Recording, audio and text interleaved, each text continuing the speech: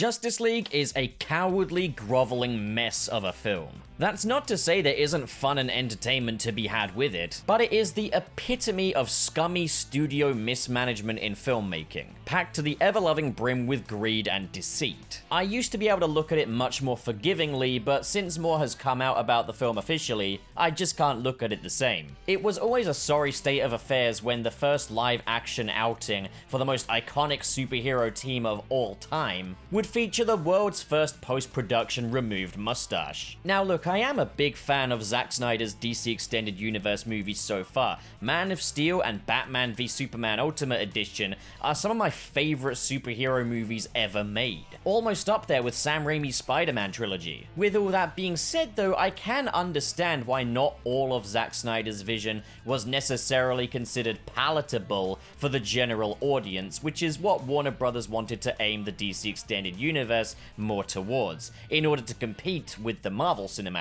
Universe. So I understand that the studios were making compromises with Zack Snyder on the Justice League movie. But then taking advantage of a devastating family tragedy in order to get in Joss Whedon to effectively deface the movie, I'd say it's a step too far, but it's more than that. This is in fucking Alpha Centauri. The fact that this was ever done in the first place is unforgivable. But we don't end on a totally sour note, as of course the Release the Snyder Cut movement was a big success, and Zack Snyder's cut of Justice League has now been released to HBO Max.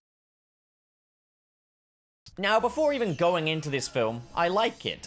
Now, this isn't me just being a blind Zack Snyder fanboy that's gonna like anything they dish up. I just like the fact that this exists. I like the fact that Zack Snyder got to put forward his version of Justice League in the end. I like the fact that this is a completely uncompromised version of Zack Snyder's vision. The full 4-hour run that he wanted to put out from the get-go. The fact that we have this is a good thing. It doesn't make the deceit and abysmal treatment of Zack Snyder in the first place acceptable. This doesn't make that better, but this does bring us something good, at least. It brings Zack Snyder a positive opportunity, at least. So, okay. So for this film here, Zack Snyder's Justice League, it is going to be hard for me to speak negative about it.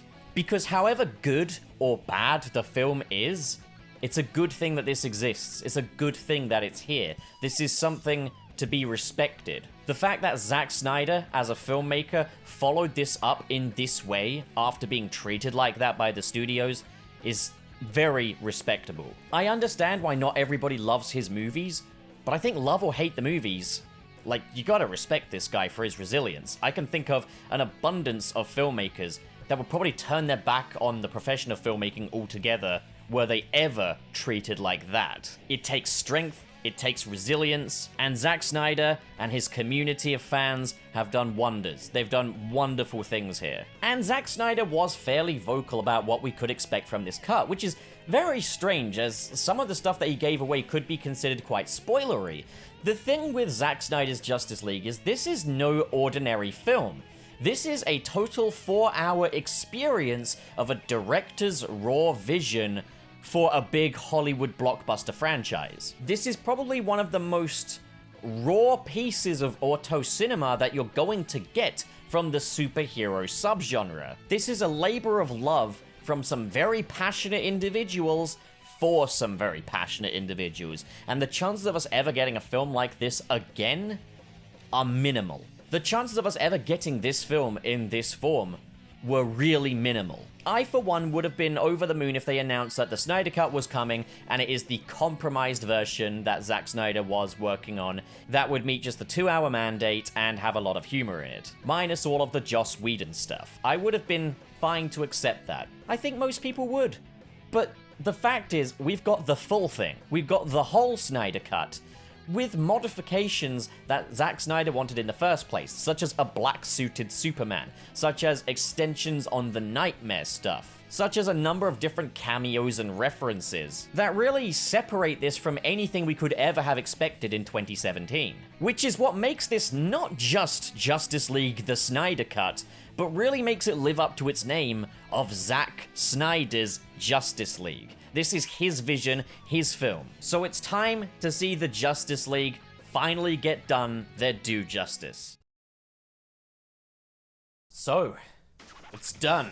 This fabled, once-thought non-existent film just played out before my very eyes. Something I never expected but always hoped for. Something I've been hyped up about ever since it was announced. And I've wanted a good Justice League film ever since like 2003 when I was a little kid watching the animated series. As stated before, no matter how much I enjoy this cut of the film, it's always going to be a more respectable production than Joss Whedon's Justice League, which released in 2017. But now, having finally seen the film for myself, what did I think of it? Let's get the obvious out of the way first. It is better than the Whedon cut. For starters, it is competent. I feel like I shouldn't have to say that, but hey, we had 2017's Justice League.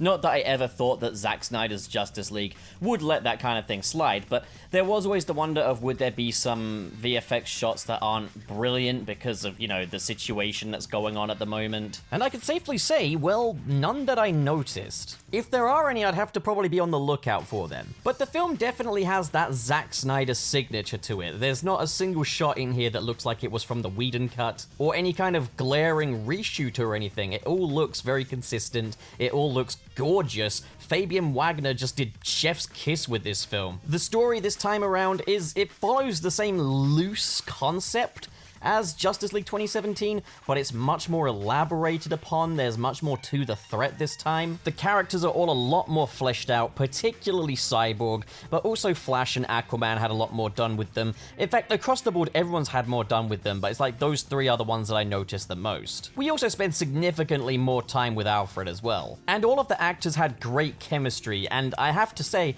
Ben Affleck's Batman brought his A game this time around. This is definitely the best live-action Batman depiction, bar probably none, in my opinion. He's fantastic in this film, and a far cry from the very jokey Whedon Batman that we had. There are still the occasional little quip, the occasional little one-liner here, a lot of which weren't even included in the Whedon cut, which really makes me wonder why that whole thing was necessary. I thought Whedon was brought along to bring more humor to this project, but while this wasn't like an outright jokey comedy, and it wasn't quite on the level of like a Marvel Studios film as far as comedy goes, it's definitely the most humorous of Zack Snyder's DC Extended Universe trilogy. That's not to say it doesn't go dark, it still goes just as dark as like Batman v Superman, like especially in the opening act. What's so strange is sequences that were present in the Whedon cut and how they were reworked. One example being the Wonder Woman rescue very early on in the film where she stops the robbery. The whole context of that scene is much darker, and it's much more violent this time around. It no longer just feels like a fluffy superhero scene, it feels like a movie scene. And everything just has so much more character this time around, from the thugs and the goons to the villains and the big bad. And that's just another thing. I genuinely thought that Whedon was brought on to make these characters stronger, more character-y. Is that even a fucking word? Well, look, you get what I'm saying. Like, a common complaint from, like, the regular Joe about Man of Steel was, like, the characterization just isn't there, so I thought the whole thing with Whedon was that it'd saturate that up a little bit.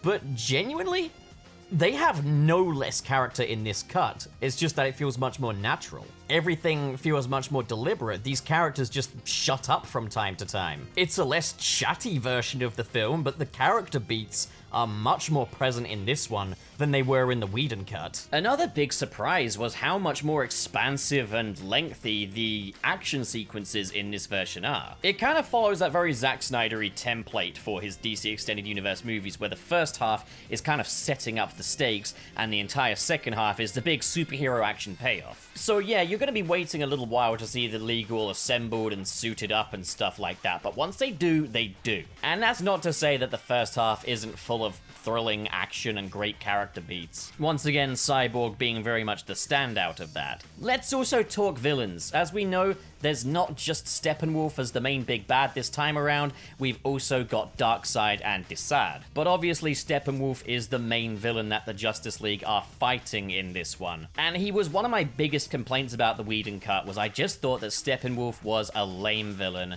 rendered in hideous, uncanny looking CGI. Fortunately, Steppenwolf's appearance is much better this time around. But Not only that, his characterization is also significantly better. He's got an actual motivation this time around. Beyond just the usual villain shtick of, I just want to take back what's mine. He genuinely also seems like a force to be reckoned with in this one. He's nowhere near the pushover that he was in the Whedon cut. As for Darkseid, don't go expecting him to be in this much. It's more just a tease of potential things to come, and that's pretty much what every other villain in this is. There were obviously lots of teasers and promotional material featuring Jared Leto's Joker, and of course Deathstroke, and yeah, they were good while they were there. But don't expect much of them. Curb your expectations, especially when it comes to Deathstroke. As for Jared Leto's Joker, there's still too little of him for me to really judge him against other Jokers, but what I will say is that Jared Leto has been redeemed as the Joker. This performance is a million times better than his performance in Suicide Squad. He makes for a genuinely really good take on the Joker. It's not a completely night and day difference. It just feels like it's that Joker, but improved significantly and brought more in line with other Jokers. Also, the musical score by Tom Holkenberg, or Junkie XL, incredible. Absolutely astonishing work. And he makes full use of the thematic landscape of the scores of Batman v Superman and Man of Steel. And some of those musical cues are just, they're gonna get you. They're gonna get you. As for Superman in this, his role is a bit expanded from the theatrical cut, but not by much. But then again, pretty much every Superman scene is entirely different takes than what we had in the Whedon version, so there's no mustache CGI or anything like that. Also, for a 4-hour movie, it's paced pitch perfect, I would say. I think it ends a few too many times. There's like a number of different things that you could interpret as kind of a wrap-up. And yeah, I think that kind of overstays its welcome just a little bit. But that's really my only real criticism that I can think of right now after first viewing. On a whole, I never expected a 4-hour-long film to feel so streamlined and so seamless. I also really like the use of title to say like part 1, part 2 and stuff like that, because it lets you know the best time to go for a bathroom break pretty much. And I do think the film format suits this a lot better than the series format would have, because if it was in series format, you'd have a few episodes that are purely just setup. And don't get me wrong, the setup here is good setup, but it's like you are waiting a little bit for the Justice League to come together in this film. And it's like someone might see like episode 1 and 2 and be like, well, they're not in it very much, are they? You know, not gonna bother. Whereas like with the whole film, you see it through to the very end and like it's, you know, you get rewarded. So, is it all okay now then? They've done the right thing? They've released the Snyder Cut? No. Because watching this film, I came pretty fresh off of the Whedon cut, having rewatched that recently. And my biggest question of all is why? Why would they do what they did to this film? Now, they could rework the film that they have here into a 2-hour movie. You could rework it into that. It would be cramped, really cramped. It breathes much better at 4 hours, but for every scene that is in the Whedon cut, it can be swapped out for a scene in here. There are whole battle sequences in the Whedon cut that are completely different in this cut, that are like literally 10 minutes longer, and is so much more satisfying and fulfilling to see. One of the claims they made about why Joss Whedon was brought in for reshoots was to give The Flash more to do, but he has way more to do in this version, so I don't get it. But what baffles me the most is that there's so many instances in this film that genuinely had no reason to be reshot. For example, let's talk about like a Superman shot or something. So imagine like you're in the editing studio and you've got a choice between 2 shots. You've got one where Superman has a fucking mustache that you have to mask over and he cracks a little joke, or you have a version of that same scene where he doesn't crack the joke. Which one are you logically picking here? You gonna sacrifice that joke for the sake of a better movie? 100%, so why did they do this? In the Whedon cut, there were so many additional quips and dialogue exchanges that just added absolutely fuck all to the experience, and this version is so much better because the characters know when to fucking shut up. I don't take this cut for granted, I'm thrilled to have this cut, but what the fuck did they do to this? They just gutted this film of any tense moment, gutted any depressing dark moment, gutted any uplifting moment. This film is full of uplifting moments. If you thought Batman v Superman was a bit too much of a low hum, this film is full of happy, exciting moments that the fucking Whedon cut just fucking completely gutted. Why? I can't fathom it. I don't even begin to understand this. And like, yes, it's so much better to have this cut than not have it. It's better late than never. I don't take it for granted. I am grateful. It's a fantastic movie. But how could they do that to this movie back in 2017? I can understand cutting it down. I can understand that, but what the fuck did they do? You want to make it kid-friendly for the kids, okay? I get it.